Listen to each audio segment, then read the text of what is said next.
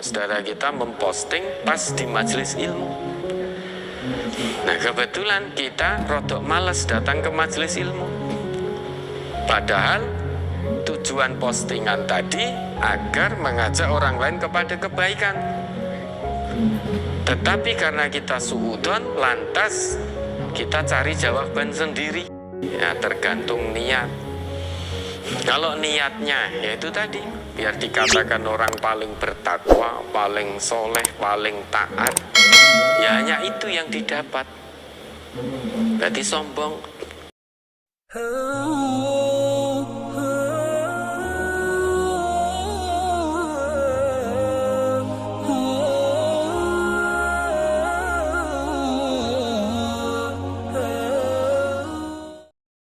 Mohon pencerahannya tentang sombong.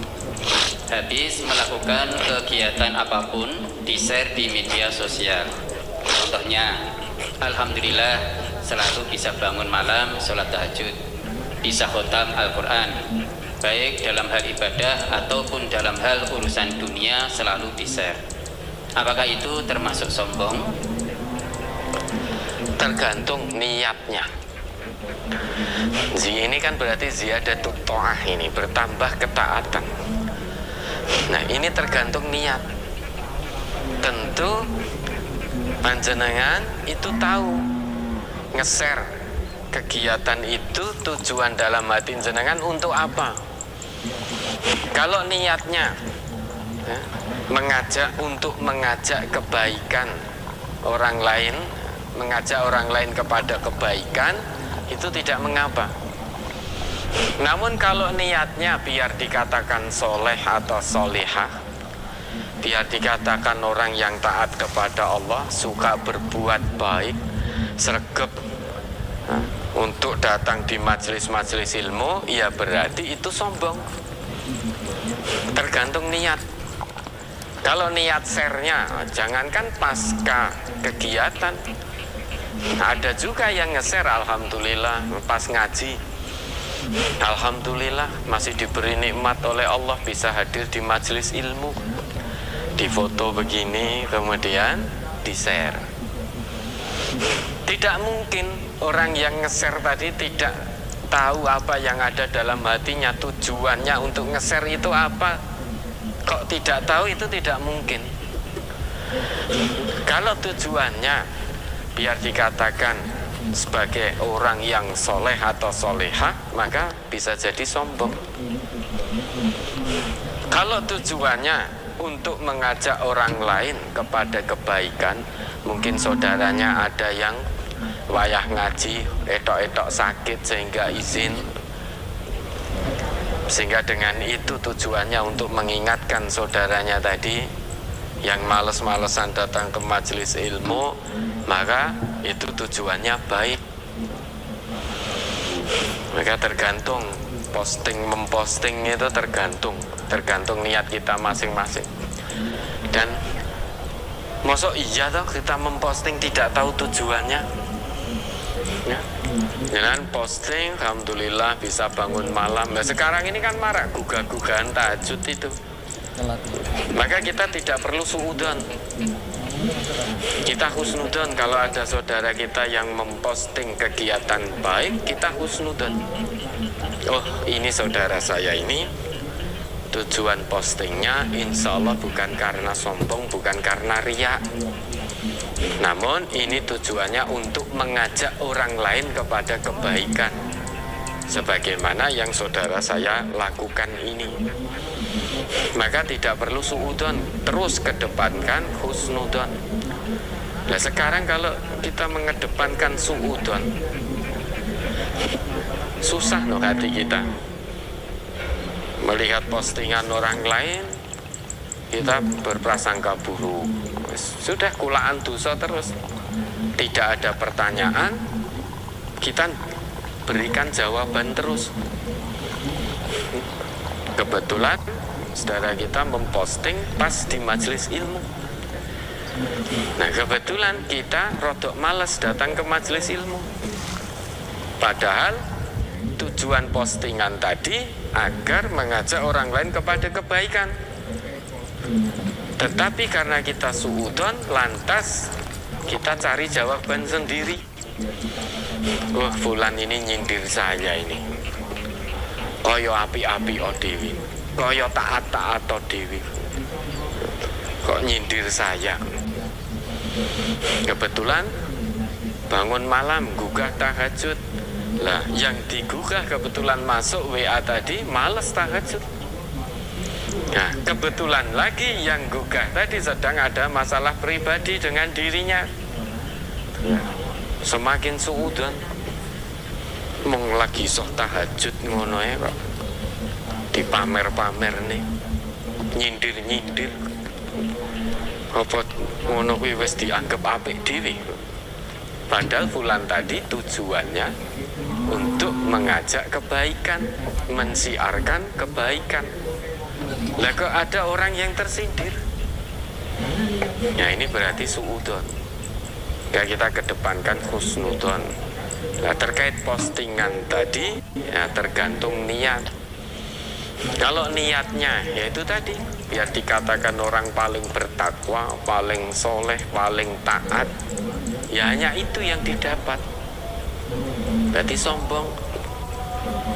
Bukankah kita juga pernah atau sering mendengar kisah 3 orang yang menurut manusia masuk surga, tetapi sampai di hadapan Allah malah justru langsung diseret masuk ke dalam neraka. Siapa itu? Orang dermawan, punya kekayaan. Dia selalu membantu orang bersedekah, berinfak, meringankan beban saudaranya, beban orang lain. Namun tujuannya bukan karena Allah. Tujuannya biar dikatakan sebagai dermawan. Ya dapatnya hanya sebutan dermawan itu, oke wong lomo. Karena niatnya bukan untuk Allah, tetapi biar dikatakan dermawan, wong lomo, ya dapatnya hanya itu. Maka ketika sampai di hadapan Allah, seret masuk neraka. Terus orang yang dengan gagah berani turun ke medan laga, berperang, bertempur, membela agama Allah, sehingga orang-orang itu melihatnya, oh ini orang mati syahid. Padahal yang dalam hatinya ketika dia bertempur tujuannya ben dikenal oleh masyarakatnya sebagai pemberani, ben diakoni sebagai wong kendel, tidak punya takut, biar dikatakan pemberani. Sehingga turunnya ke medan laga bukan karena Allah, namun hanya karena biar dikatakan orang atau sebagai seorang yang gagah berani. Maka ketika meninggal ya sudah sebutan itu didapat. Orang ini gagah berani, tidak kenal rasa takut dalam membela kebenaran. Tetapi Allah Maha mengetahui apa yang ada dalam hati fulan tersebut. Maka sampai di hadapan Allah diseret masuk ke neraka. Terus yang ketiga apa? Orang yang apa? Saat berilmu ya. Orang berilmu kemana-mana mengajarkan ilmunya. Namun mengajarkan ilmu tujuannya bukan untuk Allah, biar dikatakan orang pandai. Kalau dalam konteks kita, misalkan orang ngisi ngaji kemana-mana, mengisi pengajian dari majelis taklim ke majelis taklim yang lain, tujuannya bukan ikhlas karena Allah, bukan untuk menyebarkan kebenaran agama Allah ini. Niatnya bukan karena Allah, tetapi biar dianggap orang pandai, dianggap orang terkenal, sehingga tujuannya untuk ketenaran. Oh, fulan ini isiannya apik, nek ngisi luar biasa, gampang dipahami, gampang dicerna. Tujuannya hanya untuk itu, biar dikatakan seorang yang berilmu. Maka ketika meninggal ya dapat sebutan itu, label itu dapat. Oh iki wong pinter, Orang berilmu ngisi ngaji kemana-mana, nyampaikan ayatnya fasih, hadisnya juga luar biasa fasihnya, menjabarkan ayat hadis juga betul-betul mudah untuk dipahami. Kalau tujuan kita hanya untuk itu, maka ya akan dapat sebutan wong pinter ketika di dunia akan didapatkan. Dikatakan itu wong berpengaruh ya akan didapatkan. Namun begitu sampai di hadapan Allah, seret masuk neraka. Karena tujuannya tadi sudah didapat ketika di dunia. Saat sampai di hadapan Allah tidak akan dapat bagian. Apa yang dilakukan tadi tujuannya bukan untuk Allah, namun untuk yang lain-lain. Nah, begitu pula memposting ini. Tujuannya untuk apa? Nah, maka hati-hati. Kalau biasanya memposting tujuannya untuk pamer, tujuannya untuk riya, maka berhenti sudah. Jangan posting segala sesuatu yang tujuannya untuk pamer dan riya.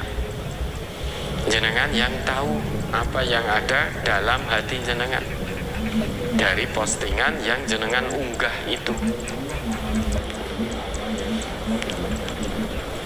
Lah ini nanti mungkin ada yang bertanya, lah kalau dagang online gimana, apa boleh memposting? Beda lagi ceritanya itu.